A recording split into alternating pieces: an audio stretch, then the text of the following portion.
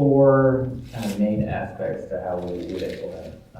And I think that it's, comes down to implementation of the NICU product. That's a big part for us.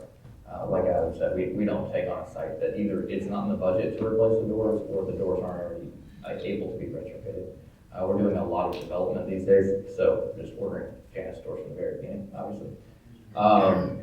So that's hardware. Hardware is important to make it work. It has to be there, or this. We've done the Da Vinci lock. We've done the other some of the other products on there, and they do work. I'm not going to say they don't work, but to get the professional management style that we're going for, to get the customer experience we're going for, an item like a Nokia One latch will make that. Will take a further chunk of what the manager would have done on site and make it virtual.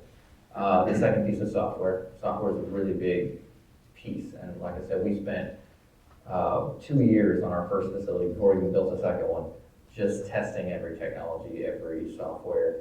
I think I've tested all of them. There might be some newer ones in the last couple of years that I haven't tried. And credit to everyone in this room, Hummingbird is the best. Go Hummingbird. So all of our sites are on Hummingbird today.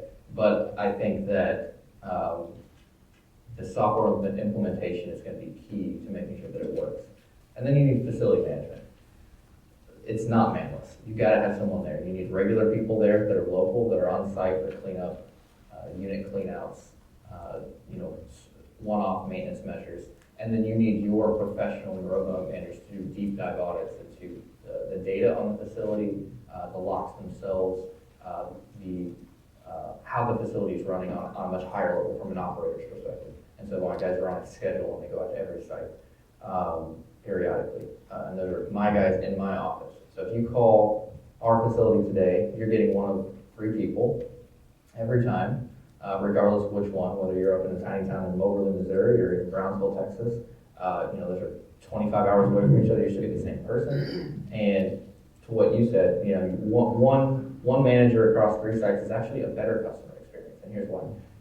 That person rents dozens of units a day. The manager sitting in your office in a average facility, maybe not the most trafficked facility, might rent 1 or 2. They don't have the same experience level. That experience level translates into much better customer experiences, much higher review counts, and overall just a better experience for everyone involved. My guys will rent dozens of units, and those translate into getting better at it every time. Whereas the other guy's twiddling his thumbs and watching Netflix, right? And so they don't have that same experience. So that's a big piece. And then finally is financing and capital to make it work. So Nokia One isn't cheap. I can say that, I think. It's not a cheap product. And there are other things that we would want to bring a facility up to our standard before we put it into service, if you will. Curb appeal aspects. There may be different maintenance items, signage. All this stuff adds up to potentially hundreds of thousands of dollars.